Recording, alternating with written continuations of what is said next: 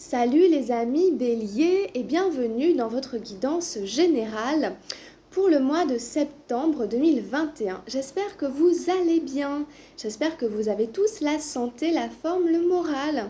Alors on va aller voir un petit peu par quoi vous allez démarrer cette année, cette reprise en septembre. Quelles sont les énergies ici sondées par les cartes. Alors on va aller regarder. Donc je les ai déjà tirées en amont, comme ça on gagne un petit peu de temps. Alors c'est parti. En énergie générale pour vous, les béliers, j'ai tiré la 2 de feu, les possibilités. Alors, on y reviendra tout à l'heure. Une carte de feu ici, un numéro 2, donc c'est intéressant, c'est pas mal du tout. Dans la vie physique et matérielle, j'ai le silence, la numéro 17 des arcanes majeures. Dans la vie du mental, j'ai tiré la 4 de feu, la participation. Donc c'est la deuxième énergie de feu que nous avions déjà les possibilités. Alors, dans la vie des émotions, j'ai tiré la dame d'eau, la réceptivité, très jolie carte. Et enfin, dans la vie spirituelle, j'ai tiré la numéro 12 des arcanes majeures, la nouvelle vision. Ensuite, on ira voir la carte que j'ai tirée avec le tarot de la transformation et avec les anges gardiens, on ira voir ensemble tout à l'heure. Alors, on reprend un petit peu pour vous, les amis béliers. La numéro 2 de feu, les possibilités, nous propose de prendre de la hauteur et d'essayer de voir les choses avec plus de hauteur. En fonction de la situation que vous vivez, en fonction de là où vous en êtes dans votre vie. Ça reviendra aussi avec la vie spirituelle que vous avez ici avec la nouvelle vision. Il y a cette idée de prendre de la hauteur, de changer de regard, de perspective, mais surtout de prendre du recul, de considérer que vous n'avez pas une vision globale de la situation et que vous n'envisagez qu'une seule manière de voir, de faire les choses, etc. Ici, il s'agit de faire un peu comme cet oiseau, comme l'aigle, qui a vraiment une vision large, périphérique et qui en même temps est précis. Mais si vous voulez, voilà, là il a pris beaucoup de hauteur pour pouvoir aussi envisager les autres possibilités. Donc là il est en train de chasser, donc c'est allégorique, mais ça veut dire qu'en fonction de ce que vous avez besoin, il y a peut-être d'autres pistes, il y a peut-être d'autres moyens de l'obtenir que la manière à laquelle vous avez pensé et d'ailleurs même que l'objet auquel vous avez pensé. Peut-être qu'il a vu déjà un mulot ou quoi, mais qu'en fait il va quand même voir s'il n'y en a pas d'autres plus faciles, plus à sa portée. Il va quand même observer le terrain, il ne va pas juste s'arrêter sur la première chose, victime, proie qu'il voit. Donc évidemment pour vous on ne parlera pas de proie, etc., mais d'objets, de sujets, d'objectifs, et il s'agit ici d'élargir en fait ses possibilités de penser, son champ d'action, sa manière d'agir, d'accord? Envisager autre chose, envisager autrement, envisager différemment, ok? Donc vraiment c'est important ici. Alors, dans la vie du physique, du matériel, on a la numéro 17, le silence. Donc, il est possible qu'il y ait quelque chose ici dans la vie matérielle que vous attendiez et qu'il reste un peu dans le silence. Ça peut être vraiment quelque chose de très pratico-pratique, quelque chose qui n'arrive pas, quelque chose qui n'aboutit pas, quelque chose qui prend du temps, qui reste comme ça sous silence, qui ne voit pas encore le jour, qui ne se manifeste pas encore, comme si le sujet ici est en train de méditer, comme si tout était au repos, comme si tout était endormi. Alors, vous verrez si c'est dans le positif ou dans le négatif, ça peut agacer. En tout cas, il y a de l'attente, c'est possible.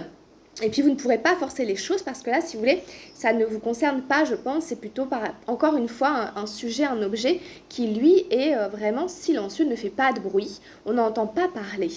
Voilà, donc ici, vous voyez vraiment ce paysage, ce personnage qui semble méditer, qui semble se reposer. Et donc, en fait, il y a aussi ces notions d'être connecté à son intuition, à son inconscient, à l'inconscient collectif et à respecter aussi les cycles. Là, il y a la pleine lune, ça nous parle aussi des cycles lunaires, etc. Peut-être qu'ici, on est dans une espèce de période de gestation, de silence, d'hibernation, et que c'est pas le moment, si vous voulez, de communiquer, de parler. C'est pas encore le moment n'est pas encore venu pour que ce soit sollicité. Ou alors, c'est aussi vous qui allez être particulièrement peu communicant, peu communicatif. C'est peut-être vraiment une énergie que vous endossez et vous êtes relativement silencieux par rapport à un sujet, un objet. Vous n'en parlez pas. C'est peut-être une invitation aussi à ne pas trop parler de ce que vous allez faire, de vos projets, de vos envies, d'être un petit peu secret, de garder un petit peu les choses à l'intérieur de vous. C'est peut-être une recommandation du tarot ici, hein, d'être un peu... voilà, je me tais, je parle pas trop, je raconte pas trop ma vie. De toute façon, à l'intérieur de moi, ça travaille. Donc avant d'exposer comme ça ce que je vais faire, etc. au grand jour, bah, je le garde encore un peu pour moi, je médite dessus, j'y pense, j'y réfléchis, et puis je verrai quand ce sera vraiment le moment de le distribuer, d'en parler à l'extérieur. Mais pour l'instant, c'est à l'intérieur, dans le silence, ok? C'est pas forcément négatif comme carte, c'est juste un état, ok? Un état. Voilà, alors ici, on a la 4 de feu, la participation dans le mental, dans le psychisme. Alors justement, ça pourrait faire écho à ce silence ici, ce silence assourdissant, je plaisante. Mais si vous voulez, c'est-à-dire que la participation, justement, elle vient mettre l'accent sur le fait qu'en fait, il y a une absence d'investissement, justement. Il y a un désinvestissement, donc du coup, il y a un silence, mais c'est carrément une absence ici. C'est carrément une absence, voilà. On dit, voilà, sans forcément que ça vous accuse, mais voilà, tu n'es pas impliqué, voilà, tu n'y mets pas du tien. Voilà, on te questionne sur de quelle manière est-ce que tu t'investis, de quelle manière est-ce que tu participes dans ta psyché, dans ton mental, est-ce que tu inclus telle ou telle chose, etc. ou pas? Ou est-ce que tu es en retrait? Est-ce que tu fais comme si tu ne voulais pas voir? Est-ce que tu passes sous silence certaines choses parce qu'en fait, tu n'as pas envie d'en entendre parler? Ça peut être ça aussi, hein, ça peut venir de l'extérieur. Donc en fait, on fait comme si on n'entendait pas. Donc ici, il y a ce côté... Comment est-ce que tu es dans l'action, parce que c'est une carte de feu, est-ce que tu es dans l'action à partir de ton état d'esprit? Ou est-ce que, vous savez, c'est le côté entre être spectateur de sa vie et être acteur de sa vie. Là, si vous voulez, c'est une carte d'action qui nous invite à être acteur de notre vie, mais elle nous dit qu'en fait, on n'est que spectateur de ce qui se passe. Voilà, donc il y a une espèce de désinvestissement mental qui vous plonge peut-être dans cet état de silence et peut-être on vous invite à voir d'autres manières justement, d'autres possibilités de fonctionner, de faire, de se comporter plutôt que peut-être ce qui est proposé ici, qui est un peu dans le silence et l'absence. Vous savez, là, il y a le 2 de feu et le 4 de feu. Donc, si vous voulez, elles sont en rapport, c'est des énergies d'action qui sont plus dans l'observation, justement, le recul, et qui questionnent sur la manière d'agir, la manière de s'impliquer, etc. D'accord? Donc, il y a vraiment une réflexion ici, hein, entre voilà, le positionnement et puis le passage à l'action, etc. Alors, on arrive ici sur quelque chose de tout à fait différent. La dame d'eau, ici, dans la vie émotionnelle. On arrive sur une énergie des émotions. Donc, ça fait du bien parce qu'on était dans pas mal de feu.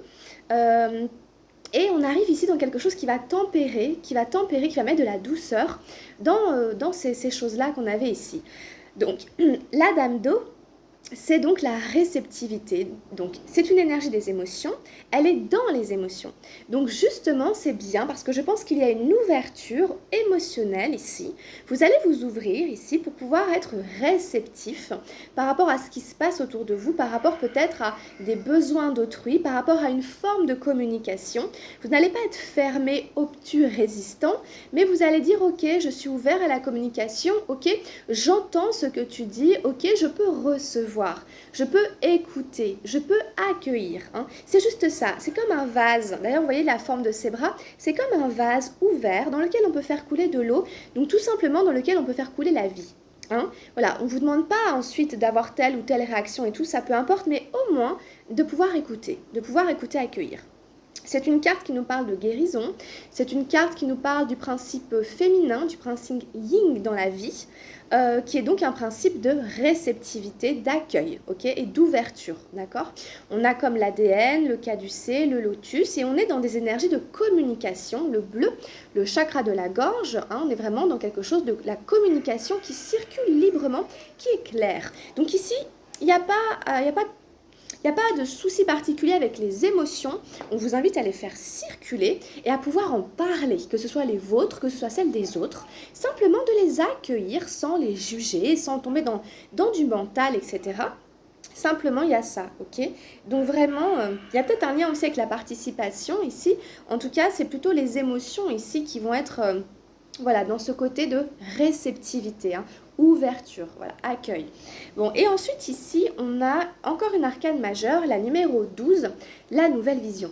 Donc, c'est l'idée, si vous voulez, de vous repositionner par rapport à votre idée, à votre pratique spirituelle de la spiritualité, hein, à votre pratique, à votre vision, justement, à votre regard sur la spiritualité. D'accord ? Donc, vous pouvez vraiment relier toutes les cartes entre elles parce qu'elles se relient très très bien. Je ne vais pas le faire parce que ça prendrait beaucoup trop de temps, mais il y a encore des possibilités peut-être à explorer au niveau spirituel. Vous pouvez vous repositionner, vous pouvez par rapport aux expériences de la vie avoir un nouveau regard sur telle croyance, sur telle réalité en fonction de vos observations, de vos propres expériences. Ici, on a un personnage qui se déploie, donc c'est pour une forme d'évolution, c'est pour une forme d'expansion, c'est pour une forme d'épanouissement.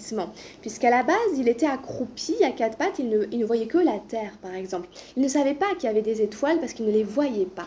Or, le fait de se déployer, de prendre une nouvelle position, un nouveau mouvement, va lui permettre de considérer justement toutes ces possibilités, toutes les étoiles, et donc une ouverture, un éveil, quelque chose qui se modifie du coup dans son regard aussi sur l'univers et comment il interagit en fait avec cet univers. Donc votre position par rapport à l'univers, elle est importante. Hein, et vous allez sûrement quelque part modifier quelque chose. C'est un travail intérieur, ok ? C'est une évolution personnelle qui se fait instinctivement, qui se fait naturellement. Voilà, les enfants, bon, bah, ils marchent à quatre pattes et puis naturellement, ils vont se mettre debout. Quoi. On n'a jamais vu quelqu'un de 30 ans continuer à marcher à quatre pattes. Donc là, c'est pareil, voilà, c'est un principe d'évolution. Voilà, dans votre cycle, dans vos cycles, vous allez comme ça commencer à vous épanouir, à vous déployer, à prendre en compte un nouveau ciel, des nouvelles possibilités, des nouvelles croyances, vous réadapter à ça et changer progressivement. Voilà. C'est pas dans l'allure, hein, c'est pas dans le physique, hein, c'est vraiment dans tout l'être, j'allais dire dans le mental aussi peut-être, mais c'est intérieur, hein, vous avez bien compris, hein, ça c'est métaphorique. Hein. Le fait de changer de position, c'est vraiment un regard intérieur. Okay ?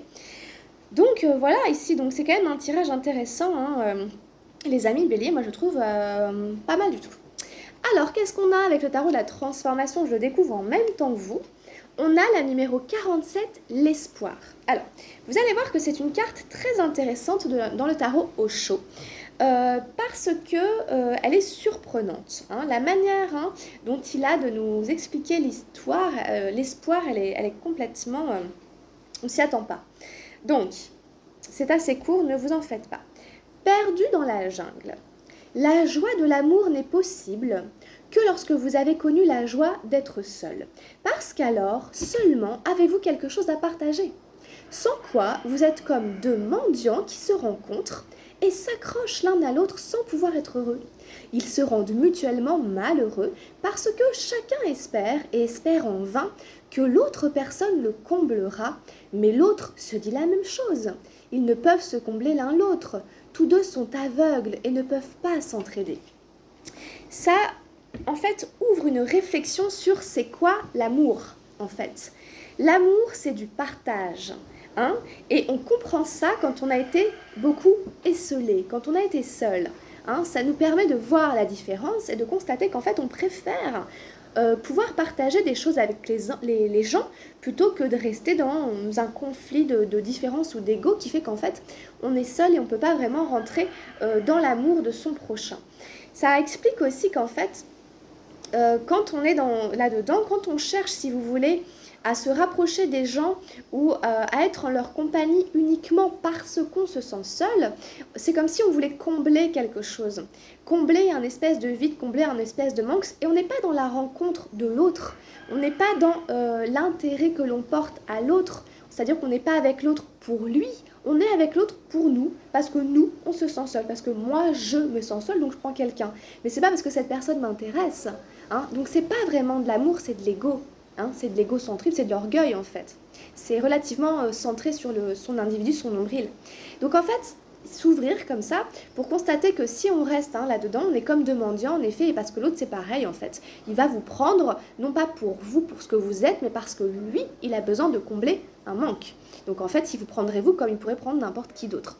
Donc en fait, encore une fois, ça devient une blessure si vous voulez qu'on se renvoie, et c'est ça qui fait qu'on se rapproche, c'est qu'on a la même blessure, mais c'est pas en fait l'intérêt que l'on porte aux gens réellement. Donc en fait, le fait de les aimer pour ce qu'ils sont. On les aime parce qu'ils sont là pour nous, pour notre petit moi-je. Donc c'est ça l'espoir. Donc c'est quand même particulier comme métaphore, ok? Ça vous parle de l'espoir de l'amour, de l'espoir de pouvoir, d'être capable de partager des choses avec des gens. Et oui, c'est une capacité.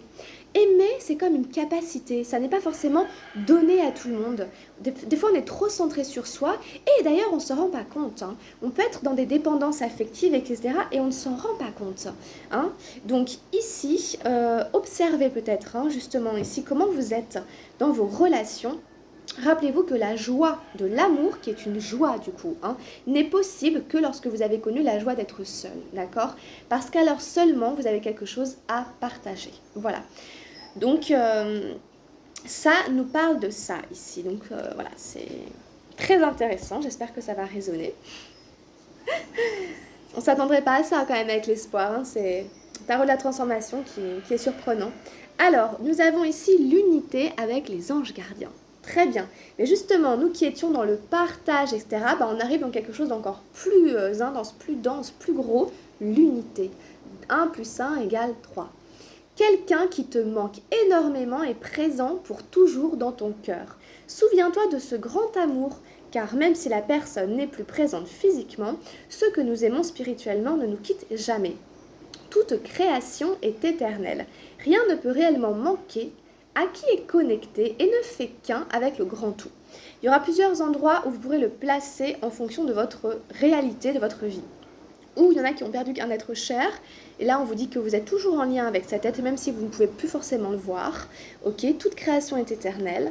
On vous dit aussi que quelque part vous n'êtes pas obligé de ressentir le manque, à partir du moment où vous êtes connecté au grand tout, c'est-à-dire qu'on peut toujours aller se nourrir dans la source de création, dans l'univers. Et que ça nous parle un peu de cette notion de manque. Donc, on vous invite à vous rappeler vraiment de ce grand amour, de ce grand tout duquel vous faites partie, et ce que nous aimons spirituellement ne nous quitte jamais. L'unité. Ok, écoutez, voilà, merci de m'avoir suivi, amis Bélier. J'espère que la guidance vous apportera des petites réponses et qu'elle vous aura plu. Alors, si vous avez besoin d'une guidance personnalisée, vous pouvez m'écrire et prendre contact avec moi. Et puis, on se retrouve tout de suite pour votre guidance sentimentale pour le mois de septembre. Si vous voulez la compléter, allez voir votre signe ascendant et votre signe lunaire. Je vous embrasse très très fort, prenez bien soin de vous pour le mois de septembre et à tout bientôt pour les prochaines vidéos. Gros bisous, ciao ciao.